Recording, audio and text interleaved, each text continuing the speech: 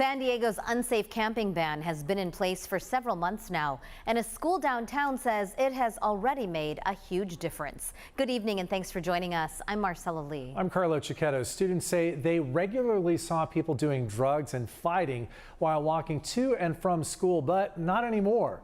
CBS 8's Steve Price shows us what it looked like before the ban and what it looks like now.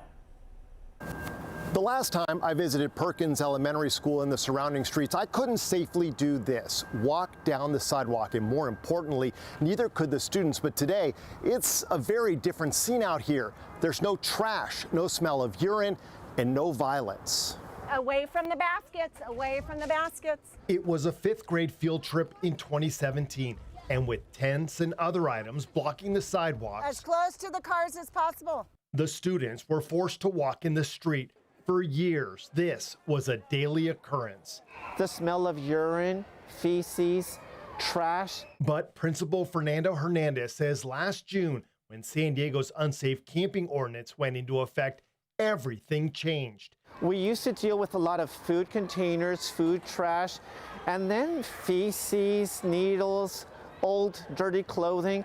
But all of that has almost disappeared. The new law prevents tents within 2 blocks of schools. And check out these pictures we took today. Some trash, but no tents.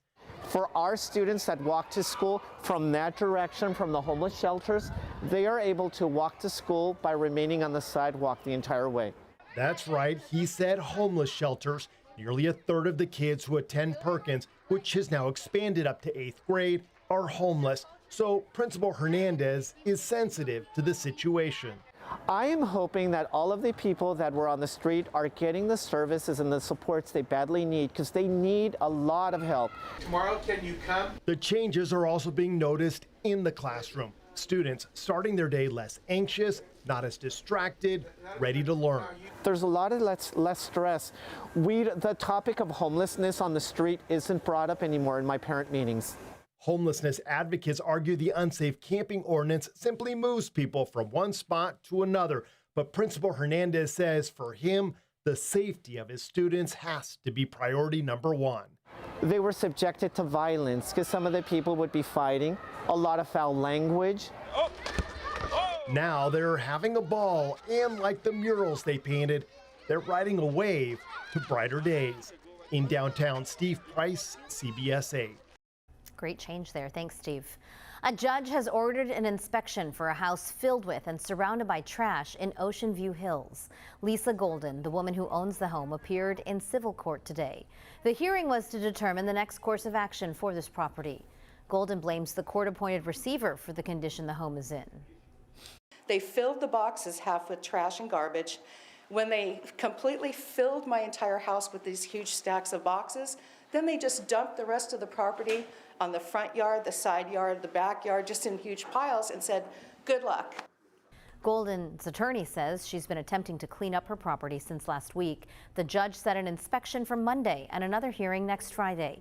The outcome of that inspection will determine whether or not the receiver of the home needs to clean it up again, like they did in 2021. A man who beat his grandmother to death with a baseball bat in Chula Vista has been sentenced. 20-year-old Adrian Gutierrez was sentenced to 14 years, 8 months in state prison for the killing of 62-year-old Diana Diaz back in February of 2022. Gutierrez was 18 at the time of the killing. He pleaded guilty to voluntary manslaughter. According to his attorney, he may have suffered from mental health issues or hallucinations. Gutierrez was initially charged with murder and faced nearly 30 years to life in prison. CBS 8 is working for you after a motorcycle rider was hit by a car in El Cajon.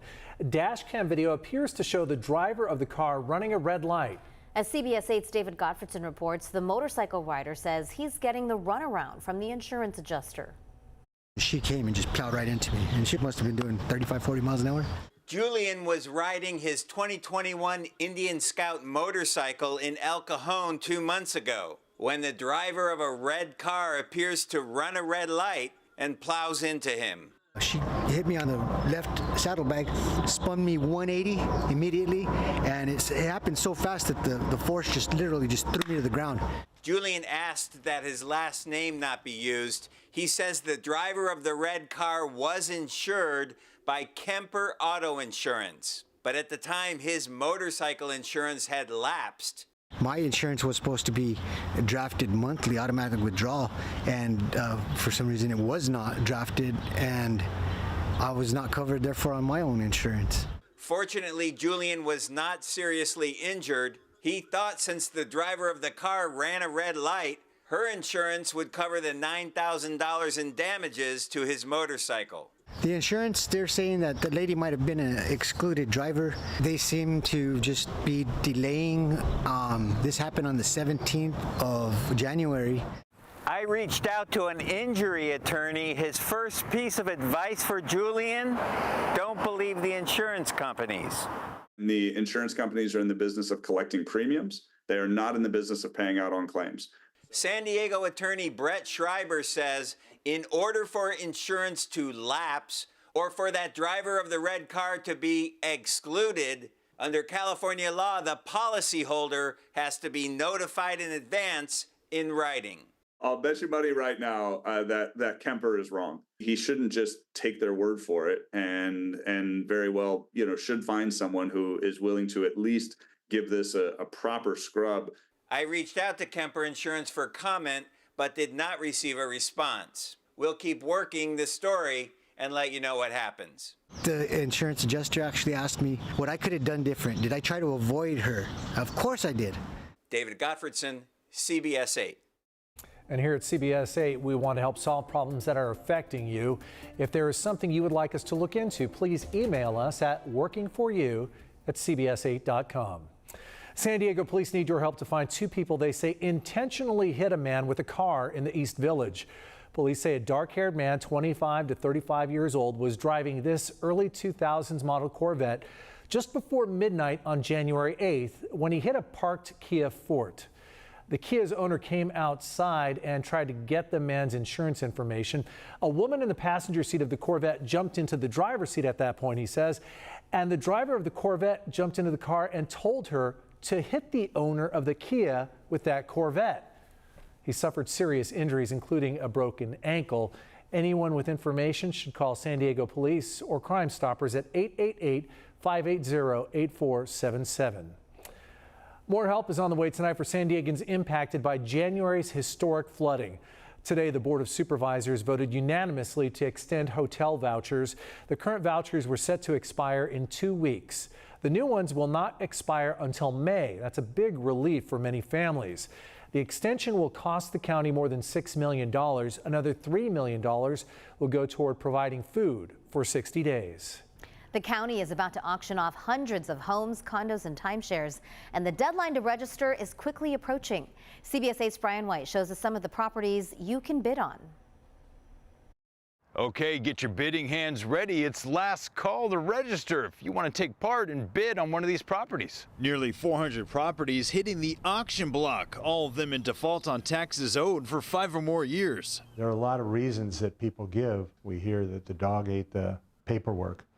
We hear that the ex didn't pay when he or she was ready to pay, but the bottom line is that they need to pay the taxes. Dan the Taxman McAllister is the treasurer tax collector for San Diego County. He says homeowners have until March 21st to pay those back taxes and keep their homes off the auction list. We're not sure down to the last wire sometimes what's still available and what's not. So let's look at some of the inventory still on the list, like this single-family home in Oak Park, 4 bedrooms, more than 1,600 square feet, opening bid of $176,000.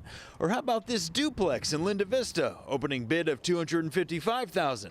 Or maybe this fixer-upper in Point Loma is more your style. This 2-bedroom, 1-bath has an opening bid of $181,000.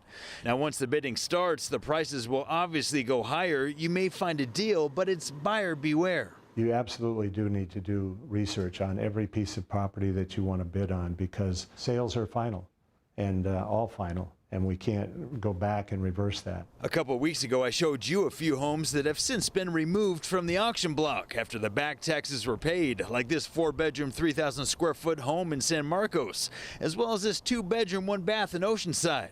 But this 3-bedroom townhome in Vista is still active on the list. All told, 27 residential and commercial properties remain on the list, with 31 parcels of vacant land and more than 300 week-long timeshares, like one of the units here in this beachside complex in Oceanside, listed for $1,400. To bid, you need to register by this Thursday on the tax collector's website, and the actual auction runs from March 22nd through March 27th. I'm Brian White for CBS 8. Thanks, Brian. Amazon employees have donated $50,000 to the Wounded Warrior Project in San Diego. Amazon presented the check to the organization today. Employees raised the money by running or volunteering. 79 fulfillment centers participated across the country. 2,000 employees ran more than 42,000 miles combined. The Wounded Warrior Project says this is money that will help thousands of veterans. There are so many more veterans in this state that we could be helping, and this money and this contribution and donation and partnership are going to help us get those free services and the critical care that's needed to the rest of the warriors that are eligible for Wounded Warrior Project services. Amazon says it employs more than 40,000 veterans and military spouses.